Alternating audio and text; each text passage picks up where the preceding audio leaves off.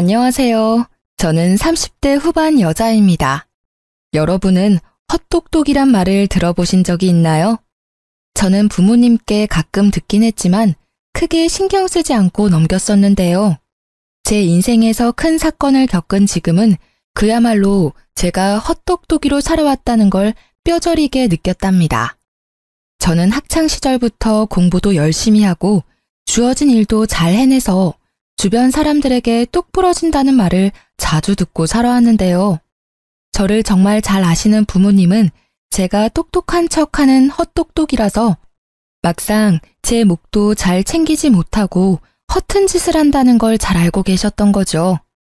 이제는 정말 그렇게 살지 않으려고 더욱 일도 열심히 하고 사람 관리도 허투루 하지 않으며 지내고 있는데요.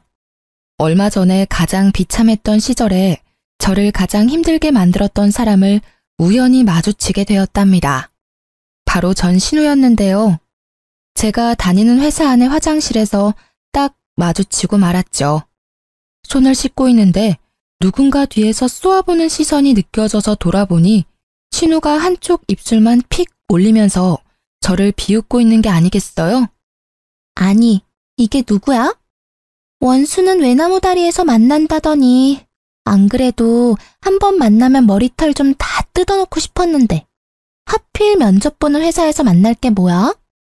여전히 말버릇 고약한 건 여전하네. 면접 보러 왔으면 남의 회사에서 진상 부리지 말고 얌전히 있다가 가. 그리고 짜증나니까 아는 척 하지 말고. 참나, 누가 누구한테 짜증난대? 그쪽 때문에 내 일진이 지금 재수가 없거든? 보아하니 여기 면접 보러 온 것 같은데 누가 언니처럼 나이 많은 사람 써주겠어요? 그 나이 먹도록 면접이나 보러 다니나 보네. 누가 누구한테 할 소린데. 너야말로 이제 30 중반인데 너 백수라서 경력도 하나 없잖아. 뭘 믿고 면접 볼 생각을 하니? 저는 인상을 팍 쓰며 눈썹을 올리는 신우의 어깨를 팍 치고 화장실을 나가버렸어요. 그리고 당당하게 면접 장소로 걸어 들어갔죠. 제가 들어가자 이미 면접장에 앉아있던 직원들이 일어나서 인사를 건넸답니다. 맞아요. 저는 이 회사의 이사로 재직 중이랍니다. 몇 년 전에 이혼한 뒤에 더욱 스펙을 쌓아서 지금의 회사의 임원으로 이직을 성공할 수 있었는데요. 전에 다니던 회사보다 작지만 앞으로 수요가 많은 분야의 회사라서 만족하며 다니고 있답니다. 오늘 고객 서비스 센터 직원들을 더 뽑으려고 면접을 보는 자리인데 신우이를 여기서 본 거죠. 저는 신우이가 들어오기만을 기다리면서 다른 사람들을 차례로 면접을 봐나갔답니다. 그리고 드디어 신우이가 다소곳한 표정으로 면접장 안으로 들어오더군요. 정상적인 사람 흉내를 내고 있으니 기가 막혀서 혼자 헛웃음까지 나오더라고요. 신우이가 깍듯이 인사를 하고 고개를 들었고 차갑게 신우이를 보고 있는 저와 눈이 딱 마주쳤어요. 신우이가 저를 보고 제 앞에 이사라는 팻말을 보고는 동공이 마구 흔들리면서 얼굴이 새하얘지더라고요. 다른 직원들의 질문에 덜덜 떨면서 제대로 답도 못하는 신우이를 한심하게 바라보며 예전 결혼 생활을 떠올렸답니다. 사회에 나와서 만났으면 상대도 안 했을 신우이 때문에 죽고 싶을 정도로 힘들었을 때가 있었죠. 도대체 어떤 사연일지 궁금하시죠? 제 이야기를 한번 들어봐 주세요. 저는 사내 연애로 오랫동안 만났던 남자와 헤어지고 1년 동안 방황을 했었어요. 저도 그랬고 회사 사람들도 당연히 결혼까지 할 거라고 생각했지만 그 남자는 아니었던 거죠. 그렇게 30대 중반이 되니 마음이 급해져서 소개팅을 많이 하게 되었는데요. 그 중에 한 명이 바로 전 남편이었던 거죠. 남편은 저를 만나자마자 이렇게 말하더라고요. 제가 어머니 때문에 그동안 소개팅을 참 많이 했습니다. 그런데 오늘 같은 느낌은 처음입니다. 이런 걸 첫눈에 반했다고 하는 걸까요? 처음 만나자마자 느끼한 말을 해대서 사실 처음부터 호감이 가진 않았어요. 하지만 남편은 자기의 말을 증명이라도 하듯이 정말 열정적으로 구애를 했답니다. 거의 40에 가까운 남자가 20대 남자처럼 열정적으로 애정을 쏟아주니까 저도 마음이 기울더라고요. 직업도 대기업 팀장이라 연봉도 나쁘지 않았고 홀어머니와 여동생과 같이 산다고 했지만 가족 문제가 그렇게 크게 결혼에 걸림돌이 될 거라는 생각은 안 했던 것 같아요. 연애는 6개월 정도 하고 프로포즈를 받게 되었는데 짧은 시간이지만 자기 어머니에 대한 애틋한 마음을 자주 내비치긴 하더라고요. 우리 어머니가 나랑 여동생을 키우시느라 정말 고생을 많이 하셨어. 특히 내가 취직할 때까지 용돈 주셔가며 도와주셨지. 그래서 난 진짜 어머니한테 잘하고 싶어. 우리 부모님도 나 키우느라 고생 많이 하셨어. 어느 부모님이든 다 애틋하고 그렇지. 결혼 전에 말하고 싶은 게 있는데 물론 나도 최선을 다할 거야. 하지만 우리 효도는 각자 하자. 요즘 다 그런 거 알지? 어차피 분가해서 우리 둘이 사는데 양가 부모님들 뭐 얼마나 보겠어. 우리도 각자 일하느라 바쁘고. 근데 우리 엄마는 며느리랑 딸같이 친하게 지내시는 걸 항상 바라셨으니까 여보가 좀 맞춰줬으면 좋겠어. 너무 정없게 그러지 말고. 그래, 최선을 다한다니까. 그럼 자기도 우리 아버지랑 낚시도 가고 잘 지내줘. 우리 아빠도 사위랑 낚시 다니는 게 꿈이래. 제가 그렇게 말하니 남편은 꿀먹은 벙어리처럼 아무 말도 하지 않더라고요. 그래서 알아들었나 생각했는데 지금 생각하면 계속 이런 문제로 다투면 결혼을 못할까봐 참았던 것이죠. 그렇게 상견례를 하게 되었고 고급 한정식 식당을 제가 직접 예약했답니다. 친정 부모님도 정시에 도착하셔서 남편과 이런저런 얘기를 나누시고 있었고요. 그런데 예비 시모와 신우가 1시간이나 늦게 온 게 아니겠어요? 남편이 안절부절 못하니 친정 아버지는 오히려 괜찮다고 다독여주셨어요. 그때 문이 벌컥 열리며 두 사람이 거만한 태도로 들어오더라고요. 하필 골라도 이런 외진 데를 고를 게 뭐람? 택시도 안 잡히고 차는 또 어찌나 막히는지. 오빠, 우리한테 뭐라고 하지 마. 이런 식당을 잡은 게 문제지. 아, 짜증나. 배고파 죽겠네. 두 사람은 미안하단 말을 한마디도 하지 않고 오히려 당당하더라고요. 친정 부모님의 표정이 점점 굳어지는 걸 보자 제가 더 민망해졌답니다. 결혼식 날짜는 6월 20일로 받았는데 어떠신가요? 이날이 가장 좋다고 하는데요. 아, 안 돼요. 나 유럽 여행 갔다가 오는 날이 24일이니까 그 이후로 해요. 여행이요? 이미 예약을 다 한 거예요? 항공권도 다 샀어요? 아니, 아직 산 건 아닌데 이미 친구들하고 날짜 다 맞춰서 안 돼요. 아, 더 늦게 해요. 결혼식이 뭐 대수라고. 네? 오빠 결혼식이 여행보다 더 중요하죠. 제가 알아보니까 식장도 21일이 제일 저렴하고 조건도 좋아요. 좀 양보해 주시면 안 될까요? 예, 21일 말고 그 다음 주 주말로 하면 되지. 일주일 차이가 뭐 그리 대수라고 그래? 벌써부터 신우이를 이기려고 하니? 우리 아들같이 잘난 남자랑 결혼하면 받아들일 건 받아들여야지. 사부인, 안 그래요? 갑자기 친정아버지가 물컵을 쾅 하고 세게 놓으셨어요. 어머니가 얼른 아버지 손을 잡아 말리고 분위기는 순식간에 얼음처럼 차가워졌답니다. 화가 난 아버지를 보고 시모가 그제야 말을 아끼더라고요. 결국 결혼식 날짜는 다시 잡아보기로 하고 그 비싼 밥도 먹는 둥 마는 둥 한 채로 상견례가 마무리되었죠. 집으로 돌아오는 내내 친정 부모님은 아무 말씀도 없으시더라고요. 시모와 신우의 얼굴을 떠올리니 저도 마음이 심란해져서 결혼하는 게 잘하는 일인지 헷갈렸죠. 집에 돌아와서 아버지가 딱 한마디 하시고 방으로 들어가시더라고요. 이 결혼 다시 생각해봐라. 아버지의 차가운 목소리에 정신이 번뜩 드는 것 같았어요. 그래서 며칠간 고심 끝에 남편에게 결혼을 다시 생각해보자고 말했답니다. 그랬더니 매일 저녁마다 집으로 찾아와 친정 부모님 앞에서 죄송하다고 비는 게 아니겠어요. 제 앞에서도 눈물을 흘리면서 애원을 하고 일주일 정도를 매일 와서 아버지를 설득하더라고요. 결국 아버지도 결혼을 허락해 주셨고 남편이 결혼식이며 신혼여행까지 책임을 지고 진행시키더라고요.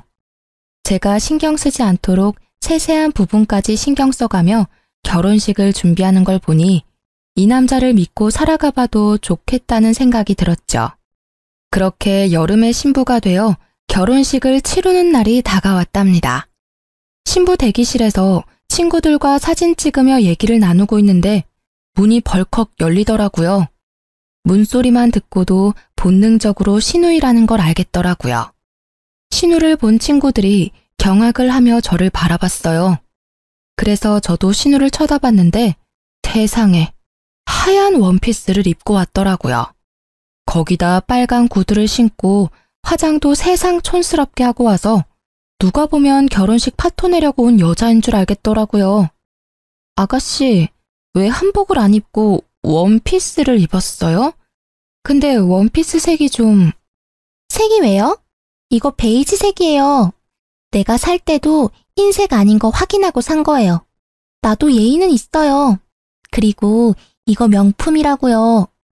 소리를 삑 지르고 제 옆에 앉아서 사진을 찍기 시작하는데 진짜 미쳐버리겠더라고요. 친구들도 기가 막혀서 입을 떡 벌리고 있고 다른 사람들은 신우의 옷을 보고 다 수군수군 됐죠. 그렇게 결혼식이 시작되고 정신이 하나도 없이 버진로드를 걷고 여차저차 결혼식이 마무리가 되었어요. 사진 찍는 순서가 되고 신우가 제 옆에 딱 서자 그제야 정신이 번쩍 들더라고요. 다행히도 제 가방순이 친구가 신우의 옆을 파고들어 제 옆에 서주더라고요. 덕분에 하얀 옷 옆에 하얀 옷이 되는 참사는 피할 수 있었답니다.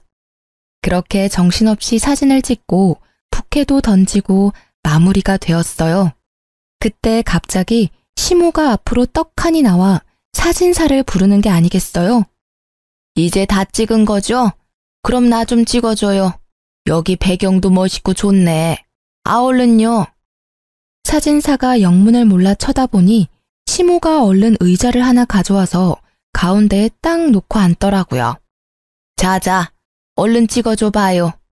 오늘처럼 이렇게 화장하고 한복 곱게 입었을 때 독사진 좀 찍어두려고 그래요. 저는 너무 황당하고 하객들 보기에도 부끄러워서 남편을 푹 찔렀어요. 지금 어머니 뭐 하시는 거야? 왜 갑자기 사진을 찍으신다는 거야? 좀 말려봐. 아니, 오늘 예쁘게 하고 오셨다고 나중에 쓰실 영정사진 좀 찍으신대. 뭐? 지금 뭘 찍는다고? 제정신이야? 자기도 알고 있었어? 남편은 어깨를 으쓱하더니 뭐가 대수라는 듯이 오히려 놀라는 저를 이상하게 바라보기까지 하더라고요. 사돈도 오늘 한복 곱게 입으신 김에 한 장 찍어둬요. 이게 다 돈 버는 거니까. 결국 친정 부모님은 얼굴이 굳으셔서 자리를 피해버리셨어요. 그 와중에 시모 머리까지 매만져주며 사진 각도까지 체크하는 신우 모습에 남아있던 하객들이 웃기까지 했답니다. 저는 너무 부끄러워서 쥐구멍이라도 들어가고 싶을 정도였죠. 결국 시모는 영정사진을 찍었고 저는 결혼사진 앨범 선택할 때 시모 사진도 비싼 돈을 주고 사야만 했답니다. 그 장면이 너무 충격적이라 지금도 결혼식은 하나도 기억이 안 나고 떡하니 의자 놓고 앉던 시모 모습이 제일 먼저 떠오를 정도니까요.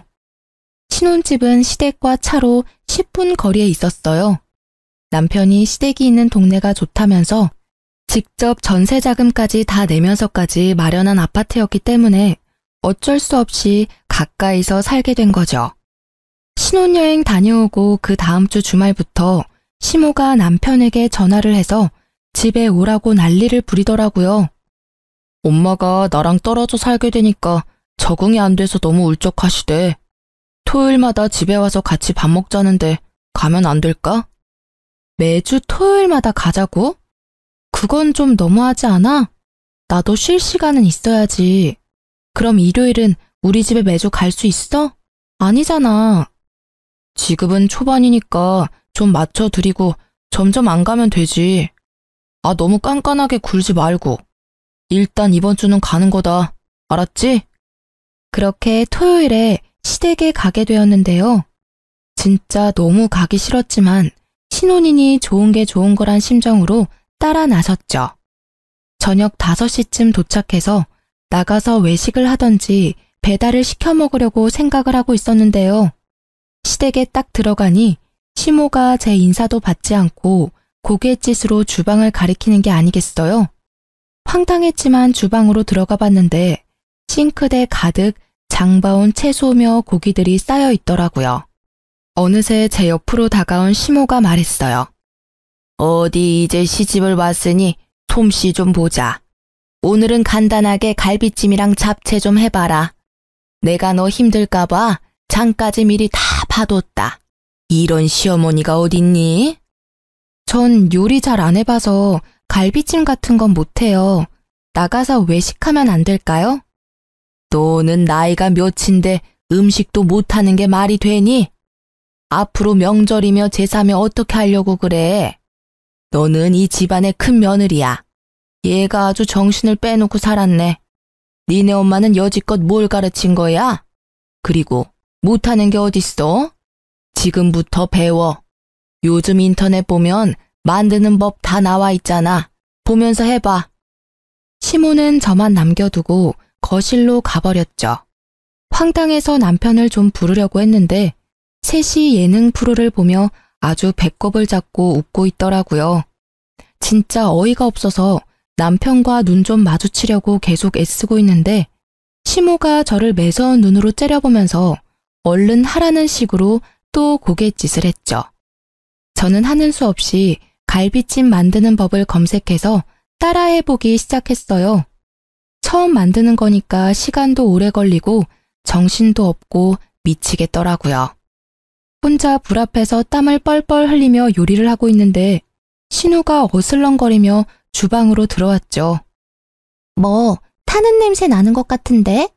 언니 진짜 잡채도 처음 해봐요? 그래놓고 어떻게 결혼을 할 생각을 했지?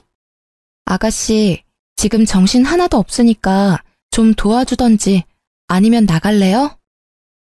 무서워. 네네, 나갈게요. 오늘 안에는 먹을 수 있으려나 몰라. 그러면서 제가 썰어놓은 당근을 하나씩 빼서 먹는 게 아니겠어요.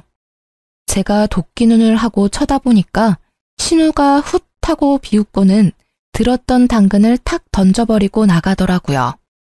저는 다 때려치고 집으로 뛰쳐가고 싶었지만 참을 인자를 새기며 계속 요리를 할 수밖에 없었죠. 거의 2시간 동안 만들어서 간신히 밥상을 차렸는데 얄미운 신우가 또 한마디 하면서 식탁에 앉더라고요. 배고파 죽겠네. 갈비찜 30분이면 할 걸 무슨 2시간이 걸려? 너무 짜다. 오빠, 잡채 좀 먹어봐. 와, 이렇게 맛없는 거 처음 먹어봐. 우리 아들 도대체 장가 가서 뭐 먹고 회사 가는 거야? 너 남편 저녁밥은 챙겨주니? 그 쉬운 갈비찜도 이따위로 만들고 한심하다 한심해. 너 안 되겠어. 매주 주말마다 와서 요리 배워. 알았어?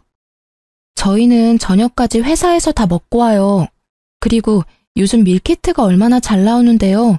돈도 더 절약돼요, 어머니. 말 대답 좀 하지 마라. 너 제사상도 밀키트로 차릴 거야? 에휴, 얘를 뭐부터 가르쳐야 돼? 나이나 어리면 그러려니 하지.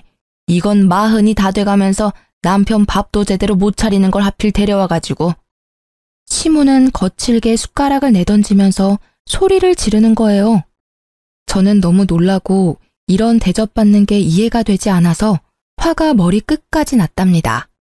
입술을 꽉 물고 남편을 쳐다보니 남편은 고개만 푹 숙이고 밥을 먹고 있더라고요. 시누이와 시모는 못 먹겠다면서 거실로 나가서 계속 궁시렁대더라고요. 저는 이대로 가단 폭발할 것 같아서 조용히 일어나 가방을 들고 현관문으로 향했어요. 제가 나가는 걸 본 시모가 악을 쓰듯이 소리를 지르더라고요. 야, 너 어디서 배워먹은 버르장머리야? 당장 안 들어와? 누구 보고 설거지하라고 부엌을 개판으로 만들고 나가는 거야? 야! 저는 그대로 집으로 돌아왔고 남편은 뒤따라오더니 시모한테 전화해서 사과하라고 계속 강요하더라고요. 그런 남편도 꼴 보기 싫어서 아무 말도 안 하고 일주일 동안 냉전이 이어졌답니다. 시모와 신우는 하루에 수십 개씩 메시지를 보내는데 스토커도 이렇게는 안 할 것 같네요. 소름까지 끼쳐서 아예 며칠은 핸드폰을 끄고 살 정도였답니다. 특히 어이가 없는 건 제가 그렇게 가버렸는데도 신우가 매주 금요일마다 먹고 싶은 메뉴를 보내는 거였어요. 도대체 무슨 생각으로 사는 건지. 진심으로 신우이가 덜 떨어져 보이기까지 했어요. 그러거나 말거나 읽지도 않고 철저히 무시해버렸죠. 퇴근하고 와서 저녁 먹고 쉬고 있는데 갑자기 초인종이 막 울리는 게 아니겠어요. 깜짝 놀라서 옆에 있던 남편을 쳐다보니 남편도 영문을 모르겠다는 표정으로 확인을 해보더라고요. 아니나 다를까 신우가 저승사자처럼 서 있더라고요. 언니, 왜 연락을 안 받아요? 혹시 나 차단한 거예요? 진짜 기가 막히네. 무슨 일인데 야밤에 집까지 찾아와요? 급한 일이 있으면 오빠한테라도 연락하면 되잖아요. 엄청 급한 일이니까 내가 쫓아온 거죠. 나 내일 갑자기 면접이 잡혀서 내일 입고 갈 옷 좀 빌려줘요. 언니는 회사 다니니까 정장 많잖아요. 신우는 통보하듯 말하고는 거침없이 안방문을 열고 들어가더라고요. 너무 황당해서 얼른 뒤따라갔는데 벌써 옷장을 열고는 제 옷들을 뒤적이고 있었어요. 아니 이게 지금 뭐 하는 거예요? 왜 남의 옷을 막 뒤져요? 그리고 아가씨랑 나랑 사이즈가 다른데 어떻게 입으려고요? 얼마나 차이 난다고 그래요? 가지고 있는 옷 중에 좀 사이즈 넉넉한 거 없어요? 아니, 내가 당장 옷을 사달라는 것도 아니고 한 번 빌려 입는다는데 뭘 이렇게 야박하게 굴어요? 그래, 내일 면접 본다는데 당신이 좀 좋은 마음으로 옷 좀 챙겨줘. 이 옷 괜찮네. 나 이거랑 이 블라우스 가져가도 되죠? 어? 이 가방 내가 갖고 싶었던 건데. 나 내일 한 번만 들고 갔다 오면 안 돼요? 가방은 안 돼요. 나도 큰 마음 먹고 산 거라 몇 번 들지도 않았어요. 옷만 가져가요. 언니, 새 것도 아니고 쓰던 건데. 내일 한 번만 빌려줄 수 있잖아요. 정없이 뭘 그렇게 딱 잘라요? 딱 한 번만요. 그럼 잘 쓸게요. 제가 말릴 새도 없이 신우는 가방이랑 옷들을 가지고 현관문으로 질주를 하더라고요. 현관문까지 휑하게 열어놓고 가버린 걸 보니 기가 막혀도 진짜 한참 막히더라고요. 남편도 제가 한마디 할 줄 알고 슬그머니 화장실로 들어가서 나오지도 않고 저는 혼자 냉수를 벌컥벌컥 들이켜고 화를 식혀야만 했답니다. 하루만 입고 돌려준다더니 옷과 가방을 가져간 지 벌써 한 달이 흐르고 있었어요. 저는 남편을 앞세워서 시댁으로 찾아가 봤죠. 아니 그렇게 전화를 해도 받지도 않더니 네가 무슨 바람이 불어서 집까지 다 왔냐? 온 김에 저녁이나 해서 먹고 가라. 역시나 제가 집안에 들어가자마자 시모는 밥 타령을 하기 시작하더라고요. 저는 시모의 말을 무시하고 신우이의 방으로 들어갔어요. 얼마나 정리를 안 하고 사는지 돼지우리가 따로 없더라고요. 저는 신우 옷장을 열어 제 옷을 찾기 시작했죠. 저 구석에 돌돌 말려서 처박힌 블라우스를 발견할 수 있었어요. 옷을 펼쳐보니 세상에 김치국물 자국이 길게 나 있는 게 아니겠어요? 제가 비싸게 주고 산 실크 블라우스였는데 그걸 가져가더니만 마구 더럽혀 놓은 모습에 화가 머리 끝까지 났죠. 더럽혔으면 빨아놓기라도 해야 하는 거 아닌가요? 신우가 저를 자기 아래로 생각하니까 이딴 행동을 할 수 있다는 걸 깨달았죠. 저는 옷장을 뒤져서 신우의 옷 중에서 그나마 비싸 보이는 니트를 찾아서 화장실로 갔어요. 그러고는 변기 안에서 신우의 옷을 마구 쑤셔놓고 나와버렸어요. 마침 신우이가 집으로 딱 들어오더라고요. 그런데 저한테 뺏어갔던 가방을 떡하니 들고 있는 게 아니겠어요. 아가씨, 하루 빌려간다면서 한 달이 지나도록 왜 옷을 안 가져와요? 그리고 그 가방, 내 건데 왜 본인 것처럼 들고 다녀요? 당장 내놔요. 아, 진짜. 그까짓 것 얼마나 한다고 집까지 와서 난리예요. 어차피 언니한테 이 가방 어울리지도 않아요. 나이 들어서 이런 거 들면 뭐해요? 들고 다녔으니까 준 거잖아요. 그냥 나한테 줘요. 사달라는 것도 아니고. 이거 봐요. 옷에도 김치국물 잔뜩 흘려놓고. 아가씨는 기본 예의가 없네요. 당장 가방 내놔요. 저는 신우이 손에서 억지로 가방을 뺏어서 현관으로 가버렸어요. 그때 시모가 달려와서 제 팔을 잡고 저를 휙 돌려 세우더라고요. 야, 이게 보자 하니까 우리 귀한 딸한테 뭐 하는 짓이야? 새언니가 돼가지고 신우이가 면접 본다면 정장 한 벌 쫙 사줄 생각을 해야지. 큰며느리 그릇이 간장종지만한데 집안 잘 돌아가겠다. 어머니, 저도 우리 집에선 귀한 딸이에요. 그리고 생판 모르는 사람한테 숟가락 하나를 빌려도 깨끗하게 닦아서 돌려주는 게 당연한 건데 아가씨 하는 짓 좀 보세요. 그때 신우이가 악하고 소리를 지르는 소리가 들리더니 변기물이 뚝뚝 떨어지는 니트를 들고 제 앞으로 달려들더라고요. 이거 언니가 이랬어요? 진짜 미친 거 아니야? 이게 얼마짜린데? 더군다나 니트를 변기에 쳐박아? 진짜 정신병자네? 오빠 정신병자랑 결혼했어. 나 절대 못 넘어가. 얘가 처음엔 아주 얌전을 떨더니만 아주 무서운 애였네. 진짜 네가 이런 거야? 너 제정신이야? 당장 우리 딸한테 사과하고 당장 똑같은 거 사와. 그럼 아가씨도 내 블라우스랑 뜯어진 치마 똑같은 걸로 사와요. 그럼 나도 그까진 니트 사다 줄 테니까. 그리고 어머니, 덜 떨어진 아가씨 그렇게 계속 감싸면 아가씨 결혼도 못하고 평생 저렇게 살 거니까 정신 차리세요. 저는 할 말을 잃고 어버버하는 시모를 뒤로 하고 남편을 쳐다보지도 않고 집으로 돌아와 버렸답니다. 남편도 바로 저를 따라와서 엄청나게 화를 내더라고요. 시모와 시누이가 핸드폰에 불이 나도록 번갈아가며 전화하는 건 말할 것도 없고요. 한 번도 제 편을 들지 않는 남편한테도 더 이상 실망할 것도 없고 말 섞기도 지쳐서 완전히 무시하고 말도 하지 않고 지냈답니다. 한 달 넘게 남편과 말도 하지 않으니까 남편도 기가 죽었는지 제 눈치를 살살 보며 지내더라고요. 저는 그 사이에 남편에게 모든 정이 다 떨어져 버려서 남편이 쩝쩝대며 밥 먹는 모습도 꼴보기가 싫을 정도였어요. 그래서 될 수 있으면 야근까지 하고 집에 늦게 들어왔답니다.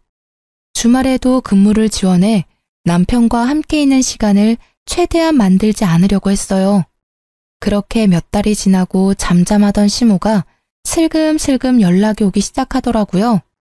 신우도 이번 주 메뉴를 적어서 보내기 시작하는데 진짜 정신이 이상한 게 아닌가 하는 생각까지 들었어요. 일반적인 사람이라면 이럴 수가 없잖아요.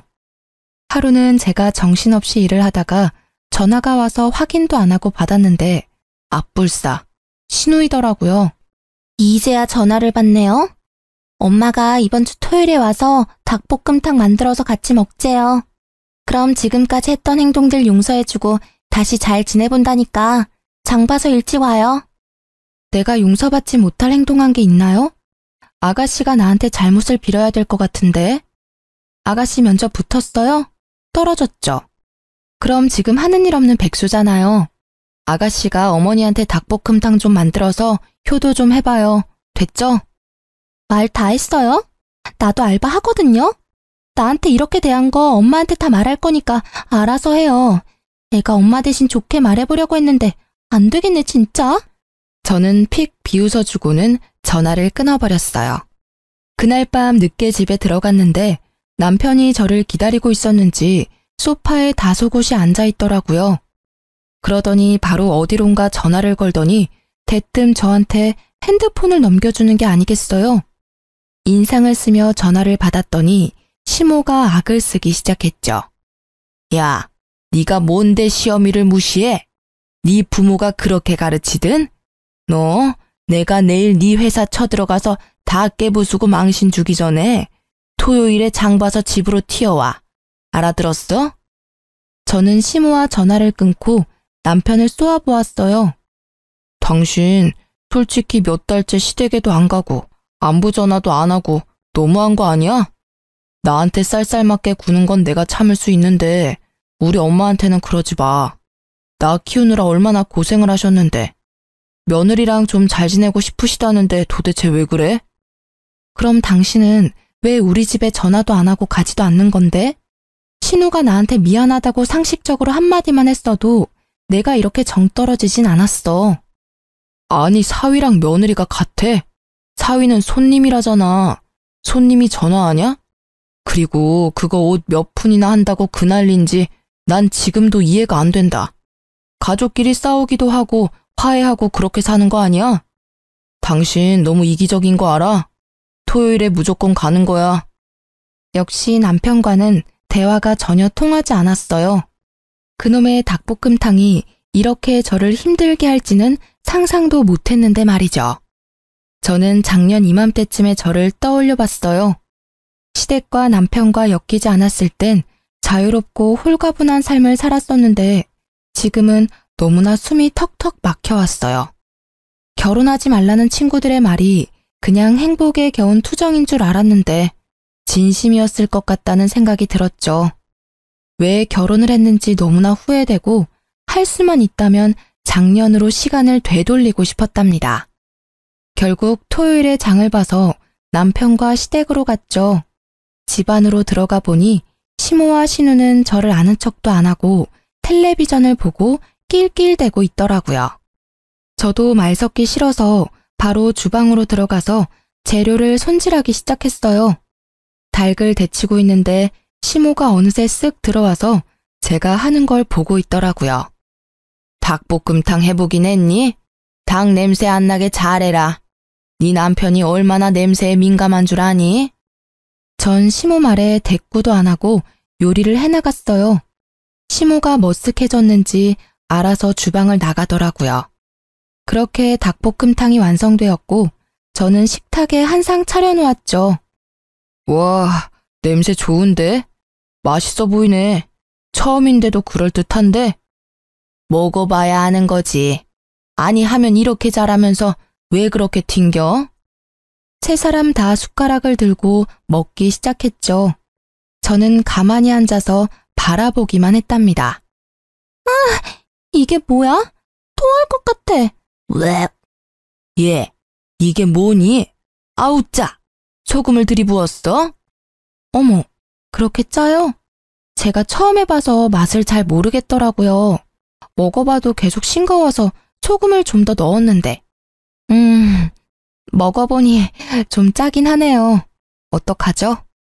시모가 열이 받았는지 숟가락을 집어 던지더라고요. 신우는 화장실에 가서 토를 하는지 입을 씻어내는지 한참을 나오지 않았죠. 당신 이게 뭐 하는 짓이야?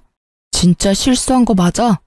이렇게 소금 범벅을 해놓고 어떻게 남편 먹으라고 내놓을 수가 있어? 너 딱 봐도 일부러 그랬지? 이거 진짜 못 쓰겠네. 주방도 아주 개판으로 만들어 놓고. 너 당장 싹 정리하고 집 청소까지 다 해놓고 있어. 너는 밥 먹을 자격도 없어.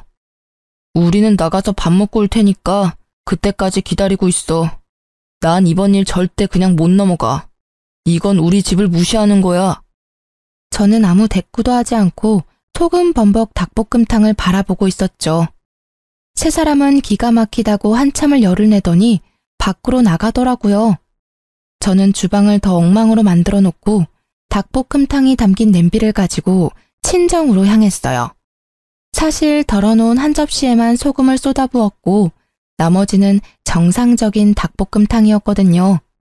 제가 갑자기 찾아오자 친정 부모님은 놀라신 눈치였지만 제가 만든 닭볶음탕을 드시면서 맛있다고 행복하게 드시더라고요.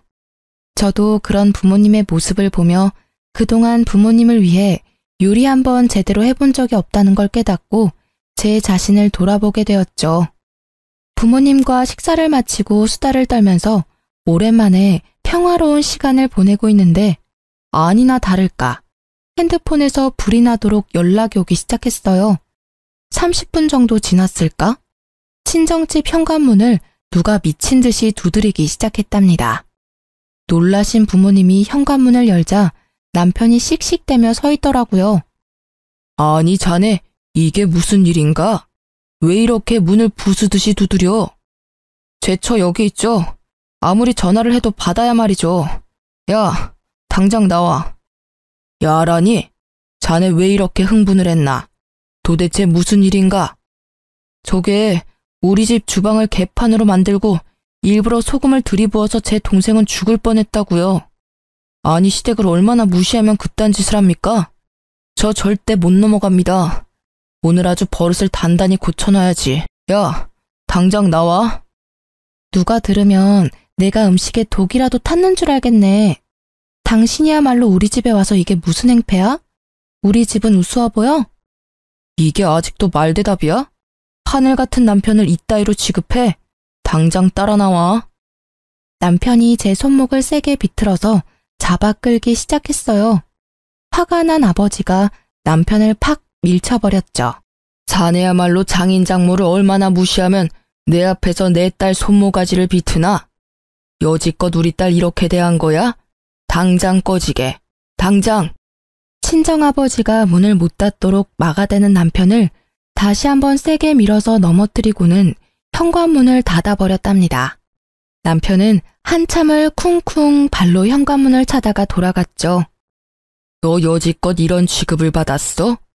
네가 저놈보다 뭐가 부족해서? 당장 이혼해라. 하나 보면 열을 한다고 더 볼 것도 없다. 아버지의 말을 듣고 저도 정신이 바짝 차려지면서 이혼을 해야겠다는 결심이 굳어졌어요. 그렇게 당장 남편에게 이혼을 통보했고 남편은 절대 안 된다며 집으로 들어오라고 했어요. 난 이혼할 때까지는 절대 그 집으로 돌아가는 일 없을 거야. 내가 그 집에 가는 날은 내 짐을 빼오는 날뿐이야. 오늘 당신 회사로도 이혼 서류 보냈으니까 당장 도장 찍어서 보내. 내가 바람을 폈냐? 너를 패기라도 했냐?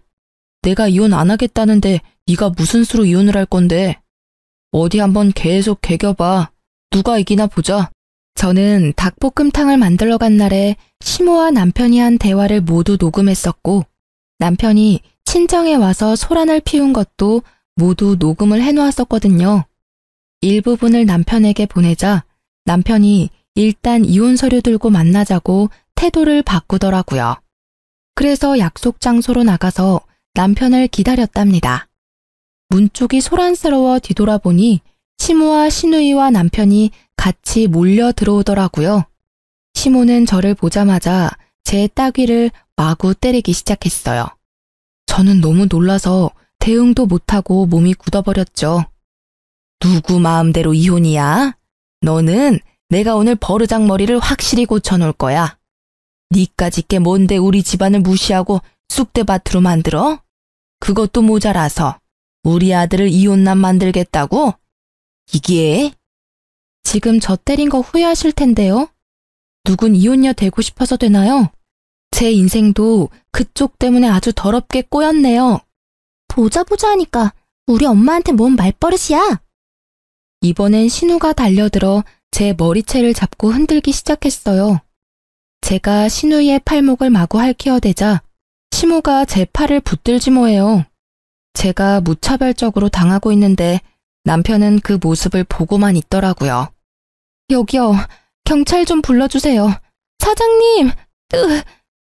제가 소리치자 시모가 제 입을 틀어막기까지 하더라고요.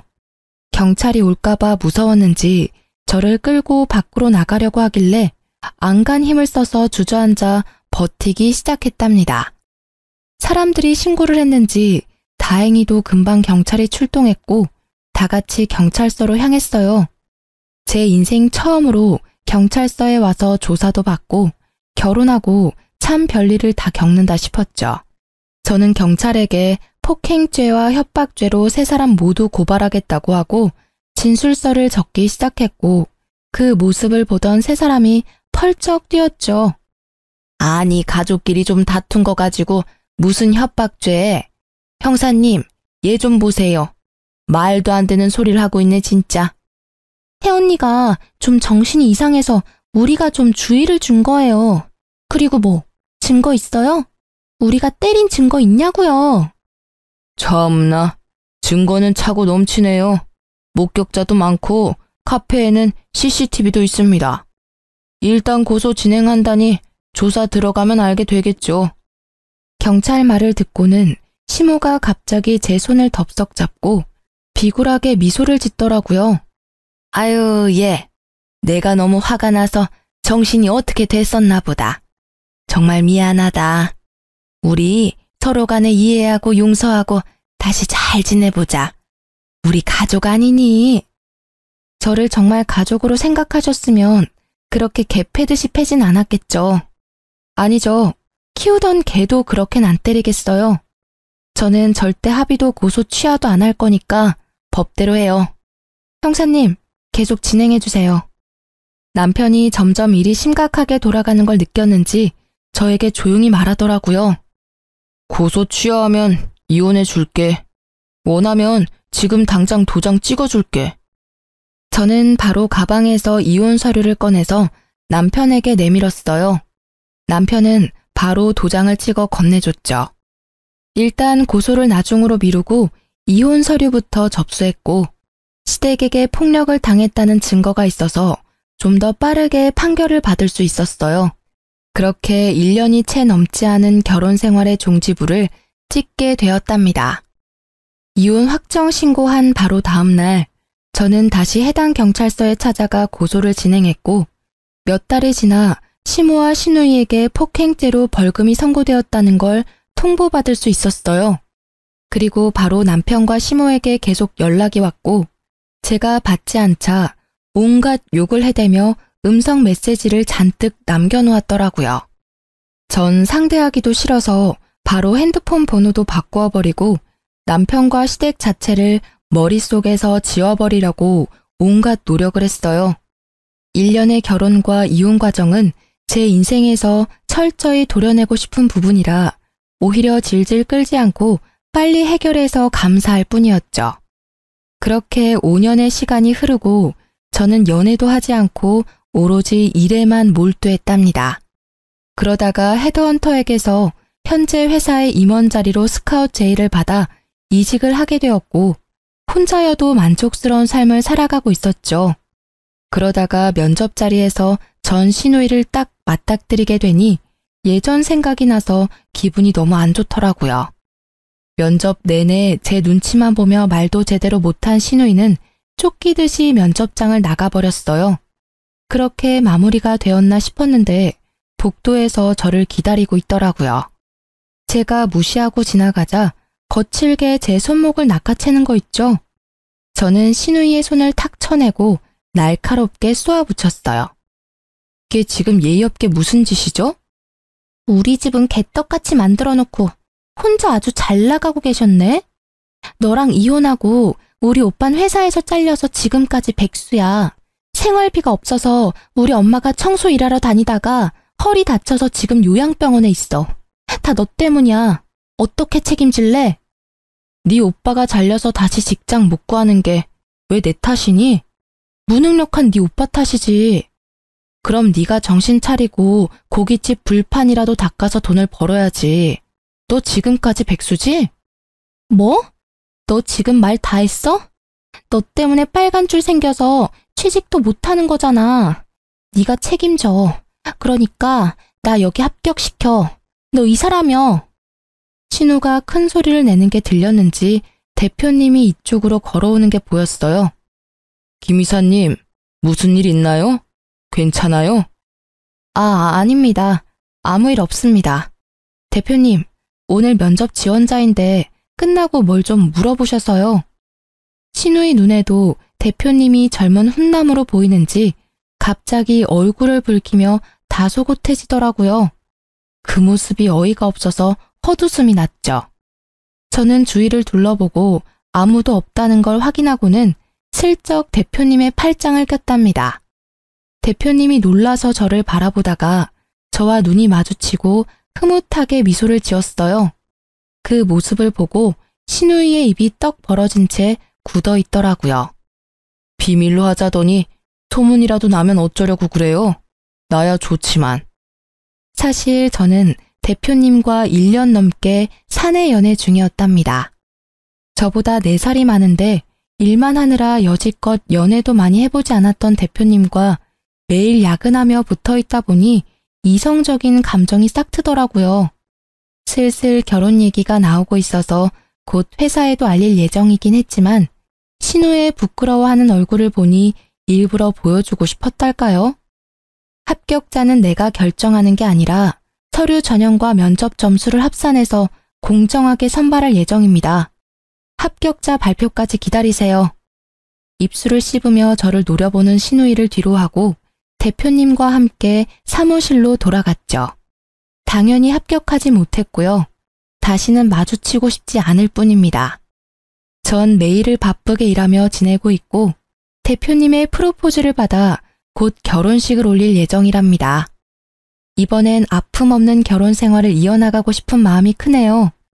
하지만 가장 소중한 건 제 자신이니까 항상 저를 첫 번째로 두고 살아가려고 한답니다. 여러분도 자기 자신을 최고로 여기는 삶을 사시길 바라면서 제 사연을 이걸로 마칠게요. 들어주셔서 감사합니다. 모두 행복하세요.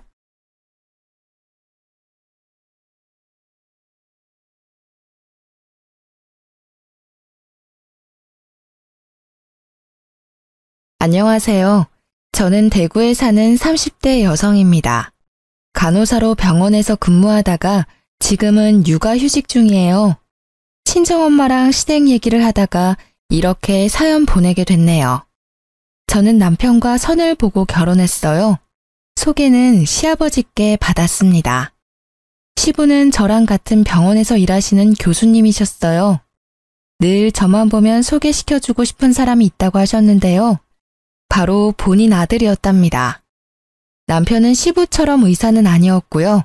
중소기업에서 일하는 평범한 직장인이었죠. 저는 오히려 좋았어요. 같은 직종에서 일하는 사람은 내키지 않았거든요. 워낙 별난 사람을 많이 봐서요. 그래도 시부만큼은 그 중에서 가장 양반이신 분이었어요.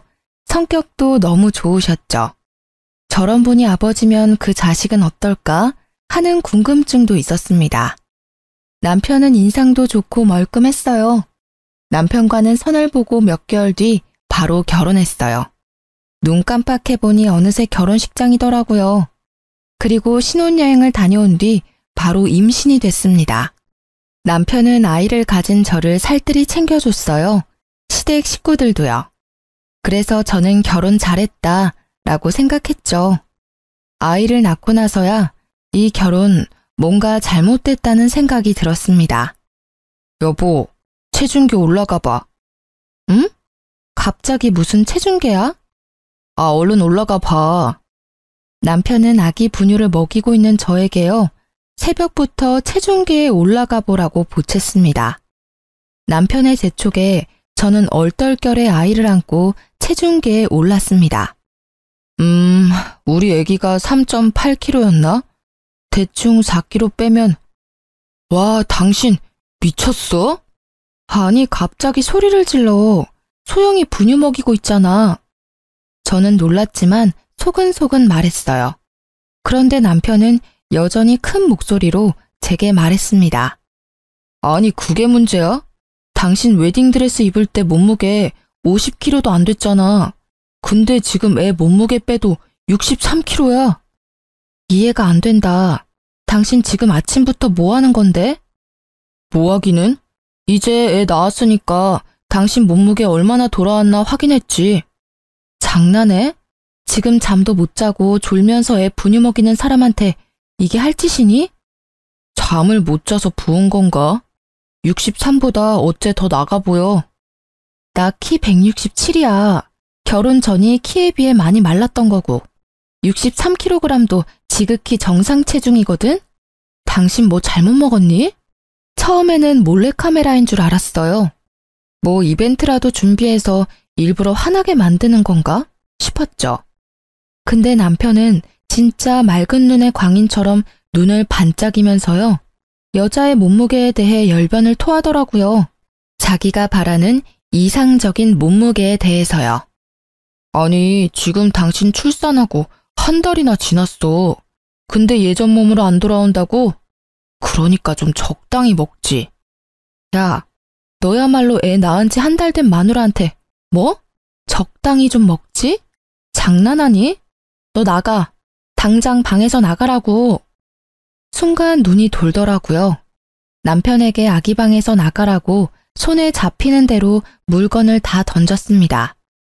꽤 무거운 물티슈를 다리에 맞은 남편은요. 이게 미쳤나? 하고 손을 올리더군요. 그러다 아기가 울자 짧은 욕짓거리와 함께 나가더라고요. 저는 지금 무슨 상황이 벌어진 건지 멍했습니다. 아이를 재우고 나서야 화장실에 가서 입을 틀어막고 울었어요. 밤새 칭얼거리는 아기를 돌보느라 잠도 못 자고 온몸이 퉁퉁 부어오른 제 모습이 거울에 비치는데 정말 많이 서러웠어요. 남편은 그 날을 시작으로 매일 제게 다이어트를 강요했어요. 저는 남편과 한마디도 안 섞으려고 했죠. 제가 체질이 워낙 말라서요. 살면서 이렇게까지 살이 찐 적도 없었습니다. 시간이 지나면 빠질 것 같았어요.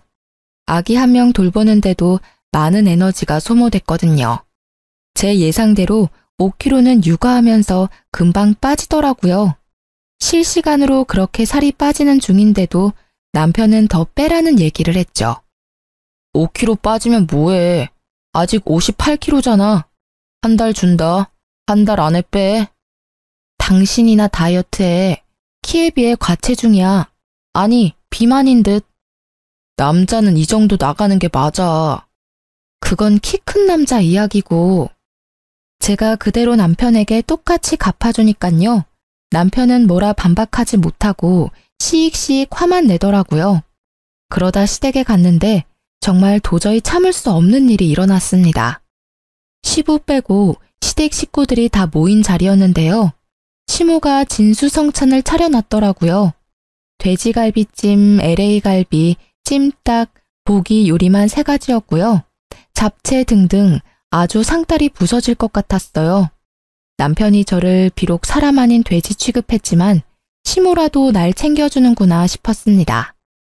애 낳느라 고생했다. 그런데 시모는 고생했다는 말과 함께 제게 캐릭터가 그려진 유아용 식판을 내밀었습니다. 어머님, 이게 뭔가요? 순간 저는요, 아직 아기가 1살인데 왜 벌써 유아용 식판을 사셨나 싶었어요. 제가 생각한 것과 다르게 시모는 그곳에 음식을 따로 덜어서 주더라고요. 얘야, 정해진 양만 먹어야 살이 빨리 빠진다. 지금 찐 살 안 빼면 평생 가. 이 양 잘 기억했다가 집에서도 이렇게 먹어라. 나물 반찬 위주로 말이다.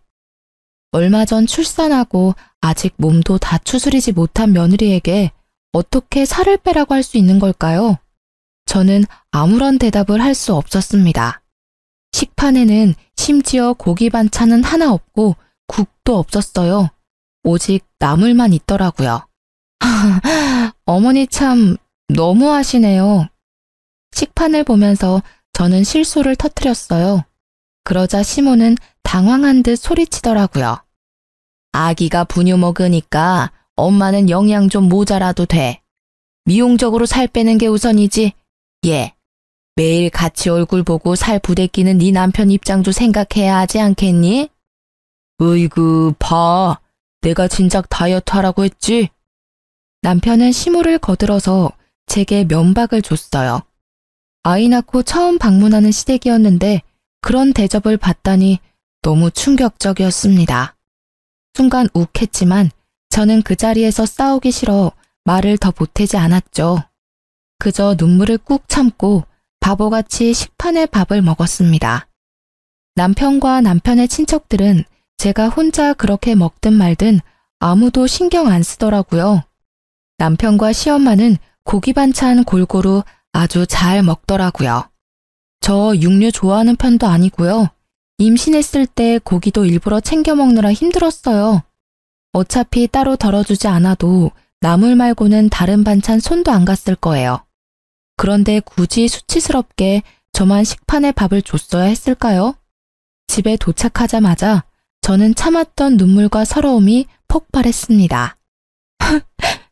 아니, 어머님 나한테 어떻게 그러셔? 애 낳은 지 얼마 안 된 며느리한테 어떻게 그런 대접을 하셔? 식판이 뭐야, 식판이. 다른 친척분들도 다 계시는데. 내가 애 낳은 지 1년이 됐어, 2년이 됐어. 당신이랑 어머님 정말 너무한 거 아니야? 아님, 당신이 나 다이어트 안 한다고 뭐라고 말했니? 어머님, 당신 때문에 저러시는 거야? 답답해. 진짜 모르는 소리 한다. 한 달이 2달 되고 2달이 3달 되는 거야. 그렇게 1년 금방이고. 우리가 다 당신 몸 생각해줘서 하는 말이잖아. 그러게, 진작에 운동했으면 됐잖아. 살 빼려고 스스로 노력이라도 했으면 좀 좋아? 으휴, 겨우 2년차 부부인데 설렘이 다 사라졌어. 알아? 여자로 안 보인다고. 시모의 충격적인 행동과 남편의 독설에 저는요, 잠을 못 잤는데도 전혀 피곤하지 않더라고요. 말이 안 통한다는 걸 깨달았으니 어떻게 복수하지? 온종일 생각했죠. 알겠어. 나 독하게 한번 다이어트 해볼게. 당신이 그토록 원하는 다이어트 내가 보란 듯이 해줄게. 진짜? 그래, 잘 생각했어. 내가 응원할게. 열심히. 화이팅! 당신도 남편 사랑 받고 싶지? 무조건 여자는 날씬해야 돼. 그래야 매력 있어. 제가 다이어트 한다고 하자 남편은 콧노래를 부르더라고요. 정말 얄미웠어요. 다음날 저는 바로 유아용 식판 2개를 구매했습니다. 이게 뭐야? 뭐긴 뭐야, 당신 식사지. 얼른 앉아서 먹어. 그러니까 이 어린이 식판 뭐냐고. 아, 내 거 사면서 당신 것도 샀지. 당신 살 너무 많이 쪘길래. 나도 실은 말 안 했는데 어제 당신 배 보는데 순간 너무 깨더라. 당신도 나 볼 때 그런 느낌이었어? 아휴, 우리 아직 30대잖아. 왜 이렇게 찐 거야? 지금부터 관리해야 40대 배불뚝이 아저씨 안 된다. 뭐? 말 나온 김에 체중계 올라가 볼래? 아니, 이 여자가 지금 뭐라는 거야? 장난치지 말고 내 밥그릇 내놔. 밥그릇이 왜 필요해? 우리 앞으로 밥은 식판에다가 먹을 거야. 살 빠질 때까지 계속. 그때 어머님이 알려줬던 방법이 참 좋더라고. 당신도 나랑 이렇게 먹다 보면 아마 금방 감량할 거야. 남편은 저를 가만히 노려보다가요. 밥을 먹지 않고 그대로 출근했습니다. 애초에 국은 끓이지도 않았고요. 반찬은 채소뿐이었어요. 브로콜리 데친 것과 콩나물 무침 이런 식으로요. 시모가 했던 그대로 아주 똑같이 베꼈죠. 그런데 웃긴 건요. 처음에는 손도 안 대던 남편은요. 며칠 계속 그렇게 차려주니 먹기는 먹더라고요. 자기가 할 줄 아는 요리는 없고 라면만 먹기 질렸겠죠. 저는 결혼 전에도 채식 위주 식사를 했기에 매끼 나물 반찬만 먹어도 나쁘지 않았어요. 그런데 남편은 애기 입맛이라 햄이랑 고기 없으면 밥을 못 먹거든요. 햄이라도 좀 구워봐. 햄 없어? 햄? 햄이 먹고 싶어? 당연하지. 사람이 어떻게 풀떼기만 먹고 사냐? 콩고기로 만든 떡갈비가 있거든? 잠시 기다려봐. 그거 구워줄게. 당신 내가 콩 엄청 싫어하는 거 몰라? 아, 몇 살인데 편식이야. 콩맛 안 나고 고기맛 나니까 걱정 마. 안 먹어. 안 먹는다고. 우리 건강을 위해서잖아. 그러다 남편이 저 몰래 치킨이라도 시키면요. 당신 치킨 시켰더라? 어쨌어 내 치킨? 유혹에 그렇게 쉽게 질 거면 배달 어플을 지워. 뭔 소리야. 치킨 내놔. 식탁에 있어. 맛있게 먹어. 이게 뭐야? 왜 이것뿐인데? 저는 식판에 퍽퍽 썰인 닭가슴 부위를 한 조각만 뒀어요. 뭐긴 뭐야. 우리 지금 관리 중이잖아. 한 조각이면 충분해. 뭐? 관리는 네가 하는 거고. 어머, 관리는 둘 다 해야지. 당신은 비만이잖아. 남편은 입을 꾹 다물고 말 못하더라고요. 지가 봐도 자기가 뚱뚱한 거 알았겠죠. 그리고 시댁에 갈 일이 생겼는데요. 저는 어김없이 부부 식판을 챙겼습니다. 어머님, 제가 식판 가져왔어요. 알아서 덜어 먹을 테니 걱정하지 마세요. 여보 거도 들고 왔지. 시모는 남편에게 들은 게 있는지 가만히 저를 노려봤습니다. 잘못했어. 잘못했다고. 제발 그만 좀 해. 식판 2개 다 갖다 버려. 남편은 식판을 숨기고는 제게 싹싹 빌었죠. 시모는 곧 그런 남편이 불쌍한지 제게 사과하더군요. 내가 생각이 짧았다. 미안하다. 그러니 너도 그만하거라. 시모는 자기 아들이 제대로 못 먹고 사는 건 죽어도 싫었나 봐요. 그 이후로 저는 식단을 안 해도 알아서 체중 감량됐고요. 남편은 점점 더 쪘어요. 그동안 못 먹은 게 한이 됐었나 봐요. 저는 남편이 살이 뒤룩뒤룩 쪄가도 아무 말도 안 했습니다. 나중에 보다 못한 시모가 남편에게 한마디 하더군요. 어머, 너 그만 좀 먹어라. 뱃살이 이게 뭐니? 아휴. 남편은 아랑곳하지 않고 며칠 굶은 사람처럼 밥을 개걸스럽게 먹더라고요. 그러다 시모는 제 가방에 괜히 딴지를 걸었어요. 얘, 너 그 가방 비싸 보인다. 네 돈으로 샀냐? 아, 저거 아빠가 사준 거야. 애 낳은 거 수고했다나 뭐라나. 참 우리 아빠지만 진짜 너무해. 아들은 아무것도 안 주고. 사실 시아빠께서요. 출산하느라 너무 고생했다고 레스토랑에 저랑 남편만 불러서 비싼 밥 사주셨거든요. 그때 저한테 커다란 쇼핑백을 내미시는 거예요. 얘야, 새애기야. 내가 내 아들이랑 결혼까지 시켜놓고 항상 못 챙겨줘서 미안했다. 출산 때도 못 가봐서 미안하구나. 시아비로서 해준 게 없어서 이거라도 준비했다. 쇼핑백을 열어보니 여자라면 한 번쯤 가지고 싶어하는 그 브랜드 가방이었습니다. 저는 시댁 식구들을 포함해서 남편에게도 받아본 적 없는 축하도 받고요. 가격을 떠나서 절 위한 선물까지 주셔서 감동의 눈물을 글썽였었죠. 여태 다른 사람들에게는 살 빼라고 구박만 받았으니까요. 남편은 질투가 나는지 입을 삐죽대더군요. 아니나 다를까 집에 돌아와서는 제게 성질 부리더라고요.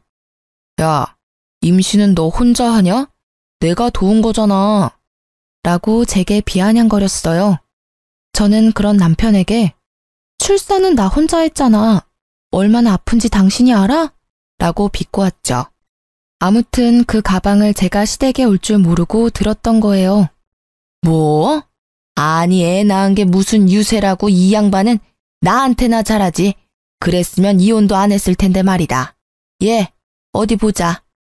시모는 제 가방을 낚아채서 이리저리 살펴봤습니다. 아차 싶었죠. 시부모님은 성격 차이로 10년 전 이혼하셨어요. 그래서인지 시부가 절 챙기면 시모는 늘 못마땅해 하더군요. 참나, 국내에 몇 개 안 들어온 가방이네. 세상에 며느리한테 누가 이런 걸 선물한다니? 생각 없이 받은 너도 참 그렇다. 애 키우는 사람이 이걸 들고 다닐 생각해? 아니 딱 봐도 비싼 거 알겠는데 네 눈에는 이 가방 견적이 안 보이냐? 받았으면 말이다. 들기 전에 나한테 먼저 가져왔어야지. 엄마, 저 가방 갖고 싶어? 당신 그 가방 오늘 처음 든 거 아니야? 당신이 써봤자 기저귀 가방이잖아. 우리 엄마 줘. 남편은 여전히 철없이 말했죠. 그러자 시엄마는 기분 나쁜 듯이 이야기했습니다. 얘는 제가 이미 든 순간 준 거지. 난 됐다. 다음에 이런 거 받으면 곧장 나한테 들고 와라. 날 기만하는 것도 아니고. 시모는 하루 종일 가방 타령에 궁시렁거렸습니다. 그리고 말도 안 되는 말을 곧 늘어놓기 시작했죠. 가만 보니 네 시아빠가 며느리 말에 꿈뻑 죽나 보지? 너 손녀 낳아줬으니까 그 보답으로 돈 좀 달라고 해봐라. 돈이요? 그래, 나도 며느리 덕 좀 보자. 어머님, 애 낳았다고 어떻게 돈을 달라 해요? 어머, 가방은 냉큼 받아놓고는 돈은 왜 말 못해? 가방은 아버님께서 선물로 주신 거고요. 손녀 낳았으니 제가 돈 달라고 말하는 건 예의가 아닌 것 같아요. 주신다고 해도 저도 안 내키고요. 제 딸 가지고 돈 거래하는 거 싫어요. 뭐? 어이구, 고고한 척은. 기회가 자주 올 것 같냐? 네가 애를 뭐 두세 명 더 낳을 거야? 지금 낳았을 때가 돈 뜯어낼 기회란 말이다. 제가 아버님 만나서 용돈이라도 받으면요. 한 푼도 안 쓰고 어머님 다 드릴게요. 그러니 그만 말씀해 주세요. 듣기 너무 힘들어요. 아이고, 며느님, 너 잘나셨어요. 용돈? 웃기고 있네. 너 설령 푼돈 가지고 나한테 생색낼 생각하지 마라. 그렇게 어머님이 가방 가지고 난리를 피우셔서 저는 한동안 그 가방을 들지 않았습니다. 아깝기도 했고요. 그래서 집에 고이 모셔놓았는데요. 아니, 어느 날 보니 가방이 없어졌더라고요. 여보, 혹시 내 가방 못 봤어? 무슨 가방? 그때 아버님이 주신 가방 말이야. 잘 찾아봐. 어디 있겠지. 샅샅이 다 찾아봤다고. 그런데 없어. 아, 나 기억났다. 뭐가 기억나? 너 저번에 친정 갔을 때 엄마 왔었거든. 그때 잠시 빌린다고 가져갔던 것 같은데. 뭐? 그걸 왜 이제야 말해. 그리고 가져가신다 해도 당신이 못 가져가시게 했어야지. 저는 시모에게 가방을 받으러 시댁에 갔습니다. 어머님, 제 가방 가져가셨어요? 가방? 그래, 내가 가져갔다. 아니, 너는 싹수가 없는 거니 아님 눈치가 없는 거야. 시애미도 못 드는 비싼 가방을 감히 네가 들려고 해? 어머님, 그럼 저 어떡해요? 아버님이 물어보시면 어머님 드렸다고 하면 돼요? 말이라고 하니? 시아빠가 안 물어보게끔 행동 잘해야지. 그리고 나도 가방 하나 준비했다. 드레스룸에 다녀온 시모는요. 자그마치 10년 전 비싸게 주고 산 명품이라며 다 낡은 가방을 제게 내밀었습니다. 이게 뭐예요, 어머님? 어머, 진짜 얘 속물인 거 봐라. 왜 내 선물은 기쁘게 안 받아? 네 시아빠 선물만 기쁘냐? 기쁘죠. 기쁜데요. 아버님이 주신 가방은 진짜 못 드릴 것 같아요. 우선 제 원래 가방부터 돌려주시면 안 돼요? 참나, 네 태도 봐서 주마. 내가 준 가방을 앞으로 계속 들고 다니는지 지켜보마. 내 가방도 네가 기쁘게 잘 들고 다니면 돌려주고. 저는 시모의 말도 안 되는 조건을 따르기로 했습니다. 시아빠가 전화가 왔었거든요. 제가 모를까봐 전화하셨대요. 주신 가방 제일 안쪽에 1,000만 원 수표 넣어 놓으셨다고요. 너무 놀란 저는요, 얼른 제 가방을 찾아와야겠다 마음 먹었습니다. 그리고 아버님에게 제 돈으로 1,000만 원 입금해 드렸어요. 전화하시면 혼내실 것 같아서 전화는 차마 하지는 못하고요. 아버님, 가방만 받겠습니다. 돈은 너무 과해요. 나중에 둘째 낳으면 주세요. 라고 문자를 남겼어요. 그리고 저는 작업을 시작했습니다. 제 톡 프로필 사진에 시모가 준 가방 사진을 올렸습니다. 그리고 사진 밑에 짤막한 글을 남겼죠. 이건 어머님께서 주신 세상에 하나뿐인 가방. 시모는 제가 올린 사진을 봤는지 바로 전화 오더라고요. 사진 뭐냐? 네? 뭐가요? 가방 말이다. 뭐 자랑이라고? 어머, 무슨 말씀을 그렇게 섭섭하게 하세요. 언제는 기쁘게 들라고 하셨잖아요. 어머님, 저 진짜 그 가방 마음에 들어요. 동네방네 자랑해야죠. 으이그, 진짜 못난 것. 어디 해봐라. 내가 눈 하나 깜빡하는지. 시모는 저보고 알아서 하라며 소리를 질렀어요. 그래서 더 해야겠다 생각했습니다. 친구들은 낡아빠진 명품 가방 상태를 보고요. 저 대신 욕을 한 바가지 하더군요. 손잡이랑 밑가죽이 이미 많이 벗겨져 있었거든요. 당연히 시댁 식구들이 있는 톡에도 사진을 올려서 자랑했습니다. 세상 해맑은 척 연기했죠. 이거 어머님이 주신 가방인데요. 너무너무 예쁘죠? 빈티지스럽고요. 지금은 구하려고 해도 구할 수도 없는 제품이래요. 출산 선물로 받았어요. 어쩜 이런 어머님이 세상에 어디 또 있을까요? 정말 결혼 잘한 듯해요. 그러자 다들 마지못해 축하해 주는데요. 시모 혼자 열을 내더라고요. 그러다 우연히 시댁에 갔는데 시모 친구들이 있는 거예요. 저는 정말 기회라고 생각했어요. 시모를 골탕 먹여줄 기회요. 안녕하세요. 이 가방이요. 저희 어머님이 10년 전에 구매한 가방인데요. 엄청 관리를 잘하셔서 예쁘죠? 빈티지스럽죠? 어머님께서 저한테 얼마 전 출산 선물로 주셨어요. 아버님이 물론 더 비싼 가방 주시기는 했는데요. 그건 어머님 드렸고요. 저는 어머님한테 대신 이 멋진 가방을 물려받았답니다. 아끼고 아껴서 제 딸이 어른 되면 물려주려고요. 시모는 창피한지 얼굴이 빨갛게 달아올랐더군요. 시모 친구들도 당황했는지 표정 관리를 못했습니다. 아, 그래요? 시모는 민망한 걸 이제야 알았는지 제 팔을 붙잡고 그쯤 하면 됐다고 그만하라고 말하더군요. 그쯤 하면 됐다. 내가 미안하다. 네? 어머님, 저 정말 좋아서 이러는 거예요. 자랑해야죠. 그만하라니까. 에휴, 그 가방은 내가 실수로 잃어버렸다. 네 시아빠 난리 날 테니 내가 어떻게든 비슷한 가짜라도 구해보마. 그렇게 시엄마께 사과는 받았지만요. 결국 가방은 제품에 돌아오지 않았답니다. 그래도 속은 시원했어요. 저는 출산 후부터요. 아기를 돌보느라 잠을 제대로 자는 날이 손에 꼽혔어요. 애 키우는 집은 어느 집이나 마찬가지겠지만요. 처음 겪는 수면 부족에 엄청 고통스러웠죠. 남편이 집에 와야 겨우 몇 시간이라도 잘 수 있었답니다. 그런 제 상태를 눈치챈 친정엄마께선 멀리 지방에서 저희 집까지 오신 덕분에 겨우 한숨 돌렸어요. 엄마가 계셔서 조금은 살만했습니다. 친정엄마께서는 저희 부부를 위해 집안일도 해주셨어요. 저도 그때는 너무 힘들고 피곤해서 생각도 못했죠. 그저 밀린 잠을 자느라 남편에게 엄마를 부탁했거든요. 그런데요, 남편은 친정엄마를 도와주기는커녕 감사한 마음도 없었고요. 고용한 가정부 대하듯 행동하고 있었어요. 아니, 가정부보다 못한 대우를 하고 있었습니다.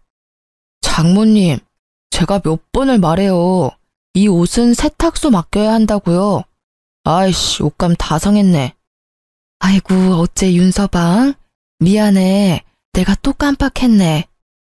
지금이라도 이거 세탁소 가서 맡기시고요. 제 와이셔츠도 미리 다림질 해놓으세요. 아침에 장모님이 허둥지둥하니까 저까지 마음이 급하다고요. 그래. 내 세탁소 다녀올게. 와이셔츠도 미리 다림질 할게. 또 시킬 건 없어? 아, 그리고요. 집 반찬이 계속 겹치잖아요. 비슷하면 금방 물리거든요. 제가 임시로 이번 달 먹고 싶은 식단표 만들었거든요. 웬만하면 이렇게 지켜주세요. 그리고 와이프가 좋아하는 음식만 하지 마시고요. 사위 입맛을 아직 모르세요? 아이고, 서운했다면 미안해. 기분 풀어. 엄마, 뭔 소리야 이게 다? 야, 너 지금 우리 엄마한테 뭐 하는 말버릇이야? 네가 뭔데 우리 엄마를 가정부 취급해? 세탁소 네가 가. 어디 장모님 어려운 줄 모르고. 너 돌았니? 우리 힘들까봐 집에도 안 가시고 도와주시는데 감사해하지는 못할 망정 감히 이따위로 대접해? 참나, 애 본다고 나 몰라라 할 때는 언제고. 너는 애가 네 전부냐? 남편은 안 보이지? 둘 다 그만해. 싸우지 마. 난 괜찮으니까. 그쵸? 괜찮죠? 봐, 장모님 괜찮다잖아. 자기가 원해서 하는 일이잖아. 딸내미 보살피고 싶어서 저러시잖아. 근데 왜 넌 나한테 난리야? 너야말로 돌았냐? 하늘 같은 서방한테 야야거리고. 야, 우리 엄마한테 예의 있게 굴어. 이혼하고 싶어? 네 새끼 내가 힘들게 낳고 키워주니까 뭐가 어째? 너 니네 엄마한테나 이런 취급해. 왜 우리 엄마한테 그래? 어른 공경하는 법 못 배워먹었니? 아유, 진절머리나. 툭 하면 욱해가지고는. 야, 임신하면 다 너처럼 되는 건 아니거든? 장모님, 똑똑히 보셨죠? 제가 저러니 제가 숨이 안 막히겠어요? 정이 안 간다고요. 이혼하고 싶어요. 에이씨.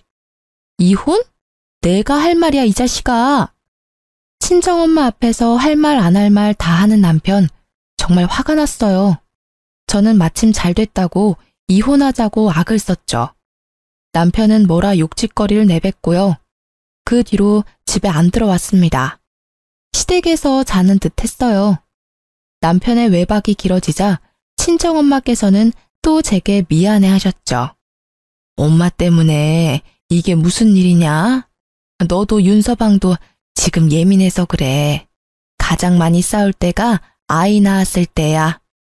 가장 행복하지만 가장 서로 지칠 때지. 서로의 민낯을 보는 시기란다. 너가 윤서방 한 번만 용서해줘라. 엄마 봐서 화해해. 저는 엄마가 속상한 건 싫어서 또 말을 들었습니다. 시간이 지나니까 제가 남편에게 너무했나 착각도 했어요. 남편에게 먼저 연락을 해봤지만 톡도 보지 않고요. 전화도 안 받더라고요.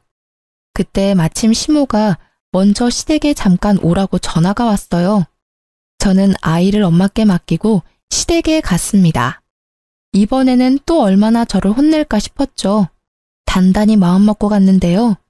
시모는 별 말 없이 남편에게 줄 음식들을 챙겨줬습니다. 우리 아들 요즘 잘 먹고 다니냐? 오랜만에 엄마 집밥 그리울 것 같아서 몇 가지 만들었다. 근데 애는 어쩌고 혼자 왔냐? 친정엄마께서 오셔서요. 그래? 다행이네. 장모한테 잘 얻어먹고 있나 보구나. 요즘 통 얼굴을 안 비추는 게 많이 바쁘다냐? 네? 남편이요? 그래, 그럼 내가 누굴 말하겠니? 얼이 빠져가지고는 친정엄마 있을 때 많이 자둬라. 네, 남편 잘 있어요.